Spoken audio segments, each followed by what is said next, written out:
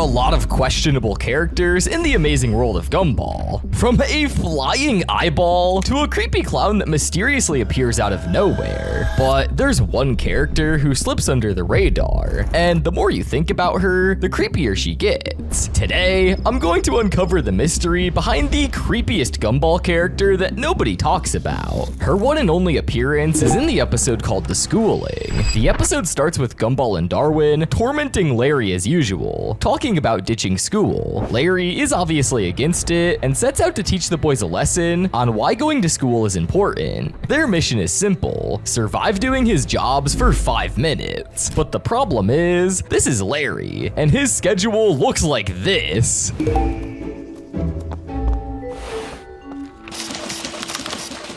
But the boys are dedicated, and they deal with Harold first. After that crisis is averted, that's when Gumball and Darwin are in for the shock of their lives. The creepy old lady makes her appearance and sweetly asks for help finding her son, little Timmy. Are you okay, ma'am?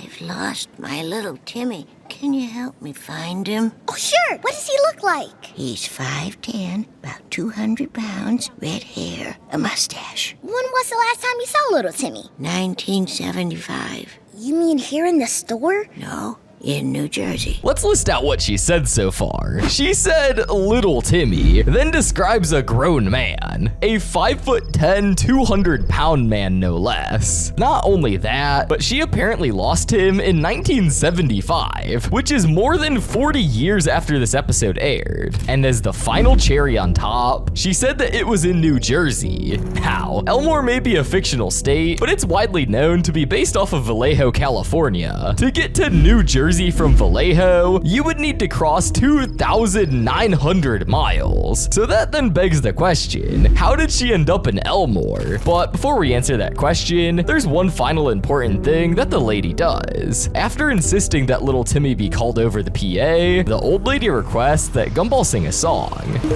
How does the song go? Make me a cake and fill it with brisket. The taste of your hands only sweetens the biscuit.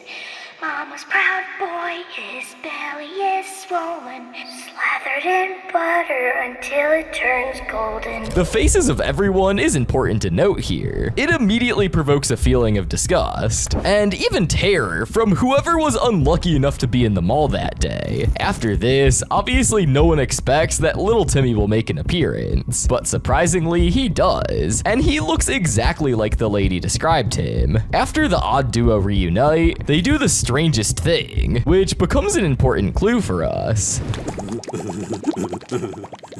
When Gumball and Darwin are disgusted, you know you must have done something extraordinarily disturbing. But she wasn't finished yet, because she had yet another strange request. My baby's hungry.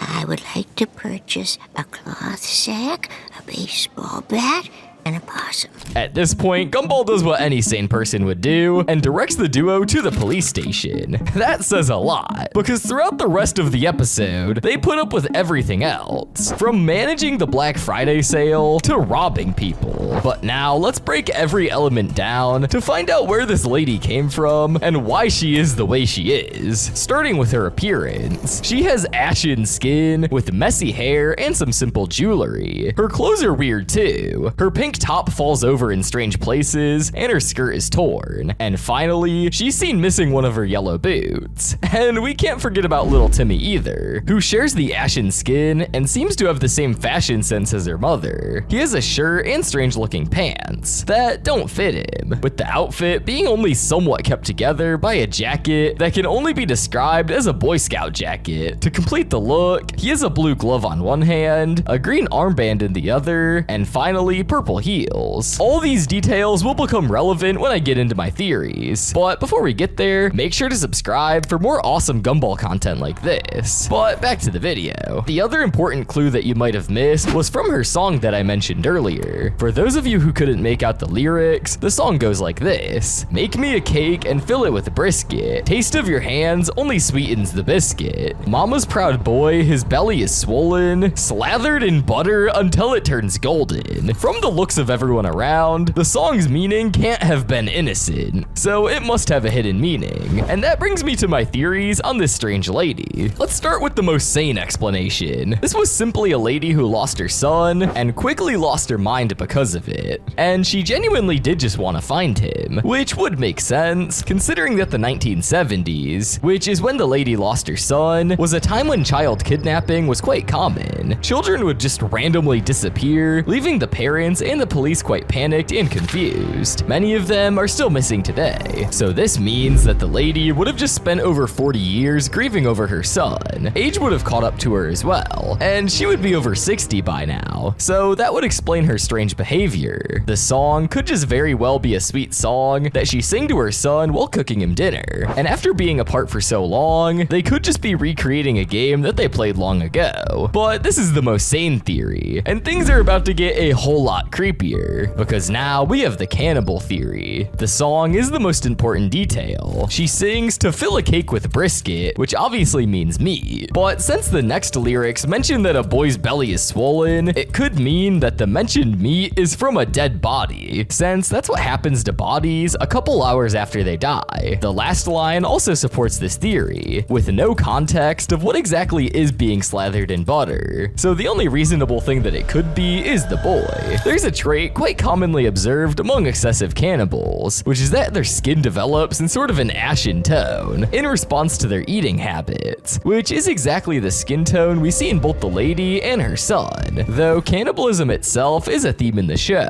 with characters like Sarah eating ice cream and Donut Cop eating donuts. It's mostly not even acknowledged. This could also explain why she's in Elmore now. Half of its citizens are food that can walk, talk, and even regenerate. Maybe it's her way of dealing with her trauma. It could also explain why she wanted a baseball bat, a sack, and a possum. For those who don't know, possums eat bones, and it's a nifty way to get rid of the evidence after she had done her work. But I'm not done yet, because there's a theory even darker than this one. One of the least known theories about this lady is that she's a zombie. Her strange and messy appearance could suggest that she's been dead for quite some time. It's also the reason why she behaves so strangely. Her mind would have been severely damaged and rotted by now. It's possible that she never lost Timmy all those years ago, but during a more recent time, and she just said those things because that's the last time they were alive together. Timmy would also support this theory. With the ashen, lifeless skin, and he's bloated, which, as I mentioned, happens to bodies after they die, which could explain why Timmy was able to respond as soon as he was called. Because what are the odds that a mother and son meet 40 years later and 2,900 miles apart? In a town where all sorts of characters come together, zombies wouldn't be such a far-reaching theory. Plus, Elmore's characters are people that can come back alive, so a pair of zombies hiding in the shadows could be safely ignored. The citizens wouldn't even fully realize if they've been victims, because nothing would suggest if they've been eaten, so they just go back to sleep. But what do you think? Where did this lady come from? Give me your thoughts in the comments. And while you're down there, make sure to subscribe and like the video, and if you're still here, click the video on screen. I'm sure you'll love it.